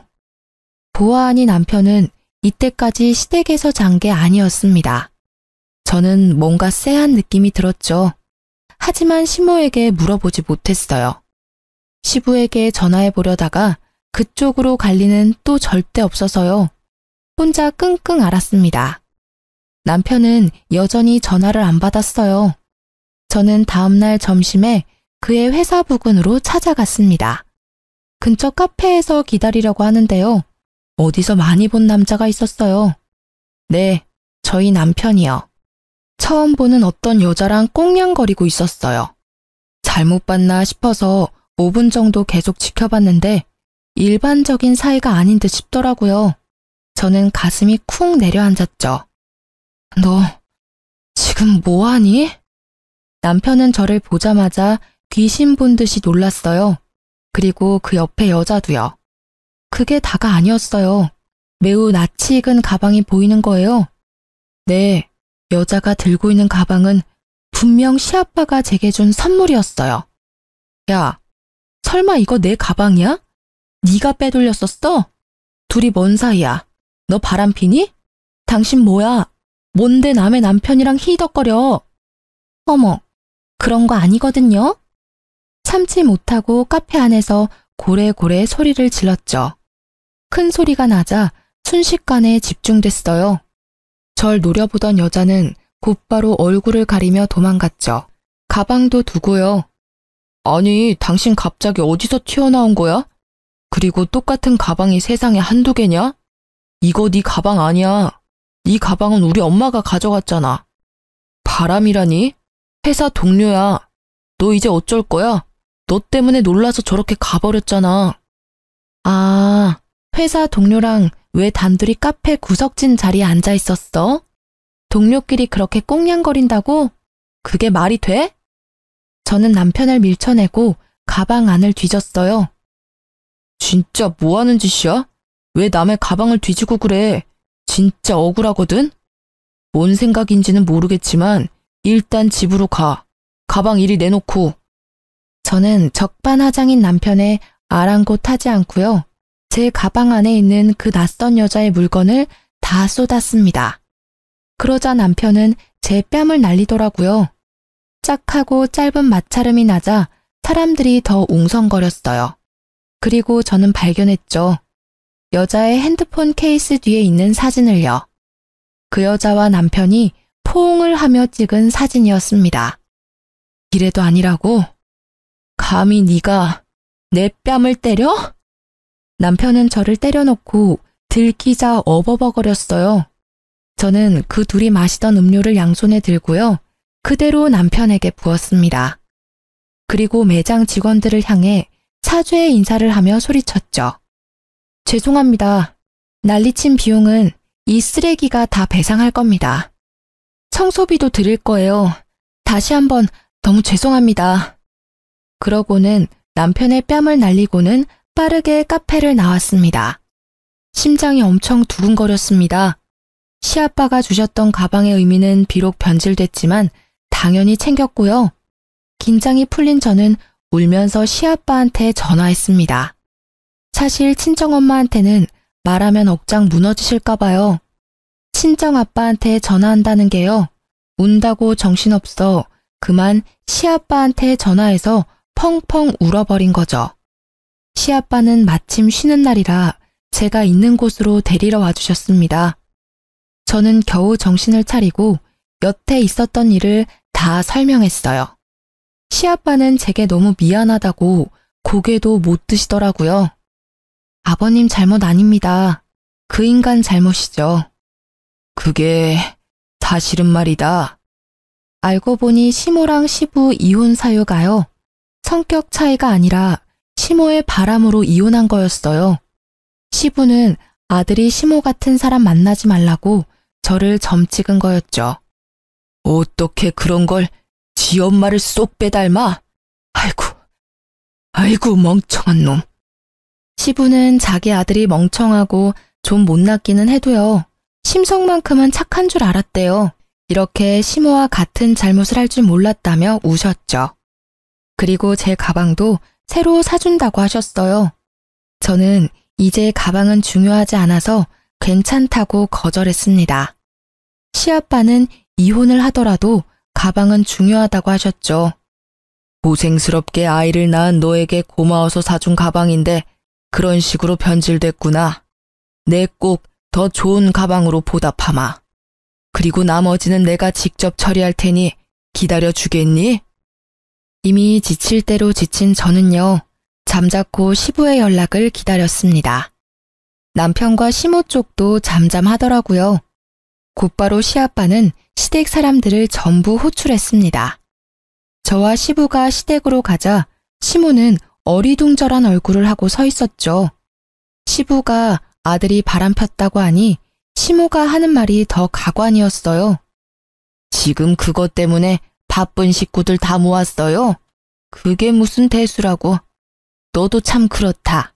부부 일을 부부가 해결 못하고 시아빠한테 그새 일러? 호기심 때문에 생긴 작은 바람을 이렇게 키워? 아유, 못 살아. 시모는 남편의 바람을 알고 있었어요. 그이 바람 핀 거 아셨어요, 어머님? 네가 애 낳고 살도 안 빼고 정 떨어지는 행동만 골라서 하니까 여자로서 매력이 있겠어? 내가 직접 그 여자애 소개시켜준 거다. 정말 별거 아니고 심심풀이 땅콩 같은 거다. 내 아들이 작정하고 핀 바람이 아니란 말이야. 너 임신이랑 몸매랑 얼굴 다 망가지고 봐줄 만한 건 그나마 피부였는데 다 처지고. 남자들 시각적인 게 얼마나 중요한지 아니?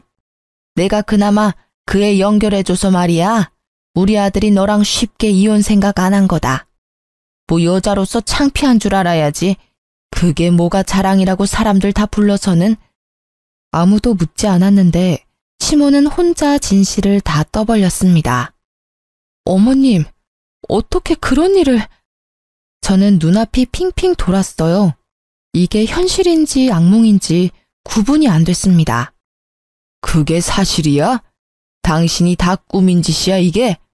어디 가르칠 게 없어서 아들한테 바람을 가르쳐? 이혼하라고 아주 네 아들을 벼랑 끝으로 몰았구나. 물론 고지곳대로 지 애미 말만 들은 저 자식도 문제고. 시부는 뻔뻔한 시모의 태도에 저보다 더 화가 난 듯 했습니다. 아니 당신은 왜 자꾸 껴들어서 난리래요? 우리 아들 이혼 생각 없어요. 제가 본처니까 상관없다니까 글쎄. 그게 말이냐 똥이냐? 시부는 시모에게 냉수를 뿌렸습니다. 그걸로도 분이 안 풀리는지 아주 물병에 있는 물을 콸콸 시모 머리에 부었죠. 어머머머, 차가워라. 아니 미쳤어요? 나 심장마비로 죽일 일이 있어요? 애들 보는데 이게 뭐 하는 짓이에요, 품이 없게. 품이라는 게 애초에 당신한테 있긴 해. 남편은 그런 시부의 눈치만 보면서 저를 노려봤죠. 분이 안 풀리는 시아빠는 남편 뺨도 양쪽으로 날리셨어요. 아버님, 진정하세요. 저는 깜짝 놀랐습니다. 아버님은 의사라서 손을 조심하셔야 하는데 그게 걱정이었죠. 못난 놈. 남편은 이제서야 싹싹 빌면서 잘못했다 하더군요. 남편이 유일하게 무서워하는 건 역시 시부였어요. 그러면서도 시모한테 성질 부리더군요. 엄마는 왜 고지곳대로 다 얘기해서 사람 곤란하게 만들어. 됐고 내 재산 포기각서 지장 찍어라. 아버지. 그렇게 부르지도 마라. 넌 오늘부로 내 아들 아니야. 네 엄마랑 둘이 평생 알콩달콩 잘 살아라. 그거 찍고 이혼 서류도 도장 찍어라. 엄마, 어떻게 좀 해봐. 가방도 엄마가 제 얄밉다고 갖다 주라고 한 거였잖아. 그 얘기는 왜 쏙 빼? 시부는 고개를 절레절레 저었고 저는 시모가 원망스러워 그저 조용히 노려봤습니다. 시모는 재산 포기라는 말에 눈이 돌아간 듯 했습니다. 이혼했으니 시부의 재산을 못 받지만 자기 아들은 받을 수 있으니 그게 믿는 구석이었겠죠. 절대 찍으면 안 돼. 절대! 너 지금 이 자리에서 안 찍으면 가방 훔친 죄 법적으로 물을 거다. 가방 안에 든 1,000만 원 수표도 없던데 그것도 같이 말이다. 아버지, 1,000만 원은 엄마가 가져갔고요. 가방 일도 엄마가 시킨 거라고요. 아니 근데 이놈이? 시모는 열받았는지 그대로 남편 뒤통수를 아주 세게 갈겼습니다. 시부는 아랑곳하지 않았어요. 누구든 당장 남편이 지장을 안 찍으면요. 가족이고 뭐고 경찰에 바로 넘길 거라며 으름장을 놓았어요. 그리고 시부는요.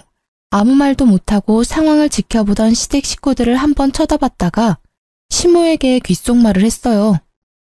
너 식구들한테 우리 이혼 사유 다 밝혀도 되냐? 너 바람 피운 거 말이야. 이제 나이 좀 먹어서 안 창피하지? 시모 세상 다 잃은 표정으로 제게 싹싹 빌더라고요. 자신의 치부만큼은 절대 드러내고 싶지 않았나 봐요. 내가 잘못했다. 내가 정말 죽을 죄를 졌어. 앞으로 너 모시고 살게. 응? 내 아들이랑 내가 너 여왕처럼 모시고 삼아. 내가 생각이 짧았다, 아가. 내 손녀, 네가 아빠 없이 잘 키울 수 있겠니? 남편도 눈치를 보다가요. 가증스럽게 울면서 합세에 사과하더군요. 여보, 내가 잘못했어. 잠시 미쳤었나 봐. 시아빠는 고개를 저으셨죠. 절대 믿지 말라는 신호였습니다. 저는 결혼도 시부가 소개시켜줬으니 이혼도 시아빠가 하라는 대로 할 거라고 말했죠. 시아빠는 결국 지장을 다 받아내셨습니다. 물론 가방과 1,000만 원은 경찰에 신고하셨어요. 남편과 시모는 말이 다르지 않냐고 난리를 피웠죠. 그래서 시부는 10년 전 시모가 바람핀 사실도 모두에게 알렸죠. 저는 지금 이혼을 무사히 했습니다. 양육비도 매달 받고 있어요. 물론 시아버지가 사주셨던 가방값과 1,000만 원은요. 양육비와 별개로 다달이 남편에게 입금받고 있어요. 정말 마음 같아서는요. 전 남편 회사 가서 바람 폈다고 창피 주고 싶었지만요. 그 사람이 일을 해야 돈을 받기 때문에 참았습니다. 시아버지께서는요. 제게 다른 가방을 선물해 주셨어요. 설마 하고 지퍼를 열었는데요. 이번에는 다른 수표가 한 장 들어있더라고요. 1억이었습니다. 놀라서 전화하니 시부는 남편에게 주기로 했던 재산 중 일부분을 제게 준 거라고 하더라고요. 그러면서 제게 말씀하셨죠. 아가, 내가 앞으로 얼마나 살지 모르고 또 병원 일을 얼마나 더 할지 모르겠다만 부디 우리 손녀 지 아빠 지 할미 닮지 않게 네가 잘 키워주겠니? 저는 아버님이 주신 그 돈을 나중에 아기를 위해서 쓰려고 따로 통장을 만들었어요. 끝까지 시부는 좋은 분이셨죠. 시모는 어떻게 됐냐고요? 아들 상속 못 받으니 매일 술에 쩔어서 산다고 하더라고요. 나이 먹고 바람핀 사실도 들켜서 시댁 친척들한테도 얼굴 못 들고 살고요. 전 남편도 시모에게는 그저 돈의 수단이었는지 아예 아들 취급하지도 않는데요. 전 남편도 엄마 취급 안 하고요. 파국이죠. 저는 좀 있으면 복직하려고 준비하고 있어요. 비록 혼자이지만 제 딸 열심히 키우려고요. 친정 부모님이 이제 저희 집에서 같이 사시거든요. 얼른 저 병원에 복귀하라고 아예 저랑 살림을 합치셨어요. 시부도 이제 시부는 아니시지만 언제나 제 딸을 할아버지로서 책임을 다해 주신다 하셔서 든든합니다. 사실 좋은 시부라는 남편의 배경 때문에 결혼한 것도 있는데요. 남편 그 자체로의 사람을 잘 모르는 상태로 결혼한 게 조금은 후회됐습니다. 하지만 어쩌겠어요. 이미 지난 일인걸요. 여러분들은 한 부분 말고요. 그 사람 전체를 제대로 알고 결혼했으면 좋겠어요. 부모가 좋은 사람이라고 다 좋은 자식인 건 아니더라고요. 긴 사연 들어주셔서 감사합니다. 보란 듯이 행복하게 살게요.